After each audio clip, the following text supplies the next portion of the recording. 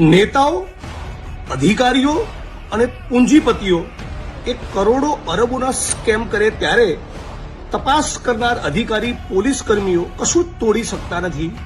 ગુજરાત અને આખો દેશ એનો સાક્ષી છે. પણ એક સામાન્ય પરિવારનો કોઈ દીકરો હોય, કોઈ દેવી પૂજક, કોઈ ઠાકોર, કોઈ આદિવાસી, કોઈ દલિત, કોઈ મુસ્લિમ, કોઈ રાવણ, તો પોલીસ એની સાથે અમાનવી રીતે વર્તે એનો એક વધુ કિસ્સો પ્રકાશમાં આવ્યો છે. 12 વર્ષના 13 વર્ષના રાવણ સમાજના બાલાસિનોરના એક દીકરાને, ધોરણ 9માં ભણતા દીકરાને બાલાસિનોરના પોલીસ ઇન્સ્પેક્ટર મિસ્ટર સોલંકી દ્વારા કથિત રીતે અમાનવી રીતે માર મારવામાં આવ્યો છે. અનેક મીડિયાના મિત્રો એને કવર કર્યું છે. એટલે હું તાત્કાલિક માગણી કરું છું કે પહેલા તપાસ કરીશું, પછી આગળ જતા એવી બધી વાત બંધ કરી તાબડતોબ આ વાતનો કોગ્નિઝન્સ લઈને પોલીસ ઇન્સ્પેક્ટરની સામે એફઆઈઆર કરવામાં આવે, નહીતર ઉગ્ર આંદોલનની ફરજ પડશે. આ કહેવા પૂરતું નથી કહેતો.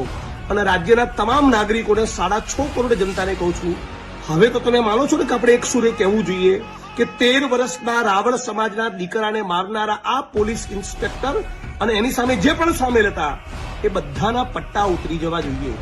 જો નહીં ઉતારે રાજ્યની પોલીસ તો અમે હાઈકોર્ટ અને સુપ્રીમ કોર્ટ સુધી લડીશું, છોડવાના નથી.